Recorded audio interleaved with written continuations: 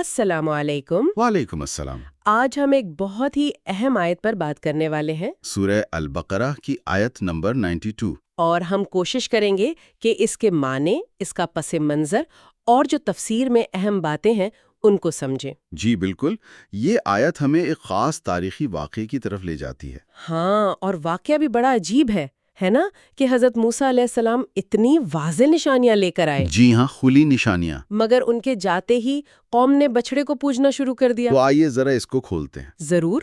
یہ آیت بنی اسرائیل کے ماضی کے ایک آپ کہہ لیں رویے پر روشنی ڈالتی ہے، اور اس میں ہمارے لیے بھی گہرے سبق ہیں۔ تو آیت ہے وَلَقَدْ جَاءَكُم مُوسَىٰ بِالْبَيِّنَاتِ ثُمَّ اتَّخَذْتُمُ الْعِجْلَ مِن بَعْدِهِ وَأَنْتُمْ ظَالِمُونَ، جی، یعنی اور بے شک موسیٰ تمہارے پاس کھلی نشانیاں لائے، پھر تم نے ان کے بعد بچڑے کو معبود بنا لیا اور تم ظلم کرنے والے تھے۔ یہاں یہ جو بیناتی کا لفظ ہے یعنی کھلی نشانیاں، ہاں جی، مفسرین عام طور پر اس سے مراد حضرت موسیٰ علیہ السلام کے وہ 9 مشہور معجزات لیتے ہیں۔ اچھا، وہ 9 معجزات۔ جی، اور من بعد ہی یعنی ان کے بعد، اس میں 2 آراء ملتی ہیں۔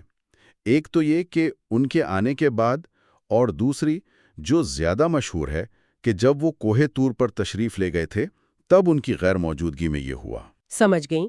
اور آیت کے آخر میں یہ جو ٹکڑا ہے وَأَنْتُمْ ظَالِمُونَ، اور تم ظلم کرنے والے تھے، یہ تو بہت سخت بات ہے۔ جی بالکل، اور یہاں یہ بات دلچسپ ہے کہ مفسرین نے اس ظالمون کی 2 ممکنہ وضاحتیں کی ہیں۔ اچھا، وہ کیا ہے؟ ایک تو یہ کہ یہ اس وقت ان کی حالت بیان کی جا رہی ہے جب وہ بچھڑے کی عبادت کر رہے تھے، یعنی وہ یہ فعل کر کے ظالم قرار پائے۔ ٹھیک ہے۔ لیکن دوسری تشریح وہ ذرا زیادہ گہری ہے، وہ یہ کہ یہ جملہ کیا کہتے ہیں، جملہ معترضہ ہے۔ یعنی ایک تبصرہ۔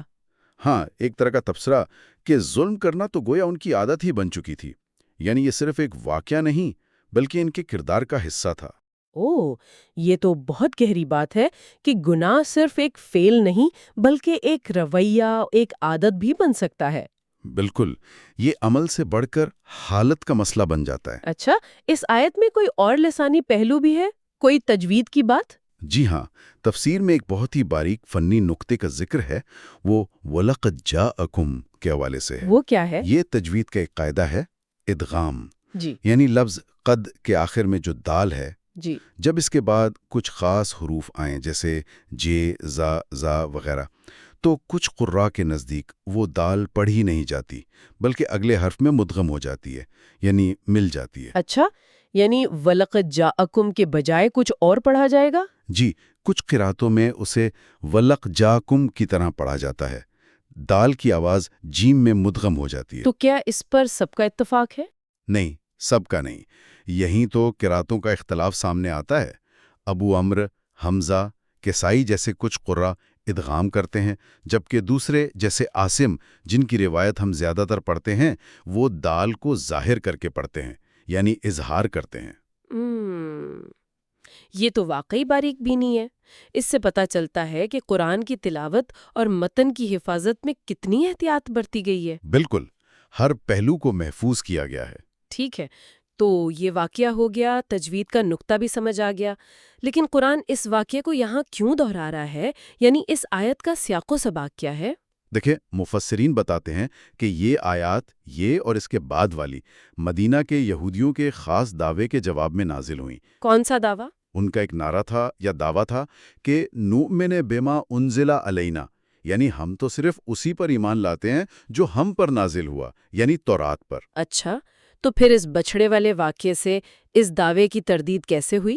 تردید ایسے ہوئی کہ گویا ان سے کہا جا رہا ہے کہ اگر تم واقعی صرف اپنی کتاب اور اپنے نبی پر ہی ایمان لاتے ہو تو پھر تم نے اپنے نبی موسیٰ علیہ السلام کے اتنے واضح معجزات دیکھنے کے باوجود بھی ان کی غیر موجودگی میں بچھڑے کی پوجا کیوں کی؟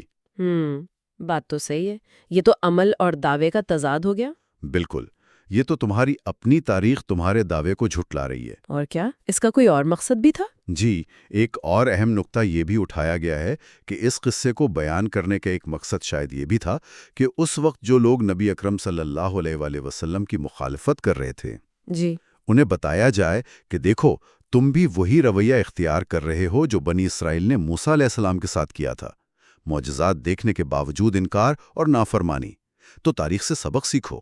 گویا تاریخ اپنے آپ کو دہرا رہی تھی۔ اور قرآن خبردار کر رہا تھا۔ بالکل۔ اسی لیے یہ قصے بار بار آتے ہیں تاکہ عبرت حاصل کی جائے۔ تو خلاصہ یہ نکلا کہ یہ آیت صرف ایک تاریخی واقعہ نہیں سناتی، بلکہ ایمان کے دعوے اور عمل کے تضاد کو سامنے لاتی ہے۔ یہ بتاتی ہے کہ اصل چیز نسبت نہیں بلکہ اطاعت ہے۔ جی، اور یہ بھی کہ ظلم، خاص طور پر شرک جیسا ظلم، انسان کی عادت بھی بن سکتا ہے۔ اہم نکات یہی ہیں: بچڑے کی پوجا، ظالمون کے معنی کی گہرائی، تجوید کا وہ باریک نقطہ، اور پھر آیت کا اصل مقصد یعنی ایک دعوے کی تردید اور تاریخ سے سبق۔ آخر میں ایک سوال ذہن میں رہ جاتا ہے، یہ جو تفسیر میں ظلم کے عادت بن جانے کا امکان ظاہر کیا گیا ہے، جی، یہ کتنی خوفناک بات ہے۔ یعنی واضح ہدایت، معجزات، سب کچھ سامنے ہو، پھر بھی انسان کا اس طرف نکل جانا، یہ ایمان، آزمائش اور انسانی کمزوری کی جو کشمکش ہے، اس کے بارے میں بہت کچھ سوچنے پر مجبور کرتا ہے نا؟ یقیناً یہ ایک مستقل غور و فکر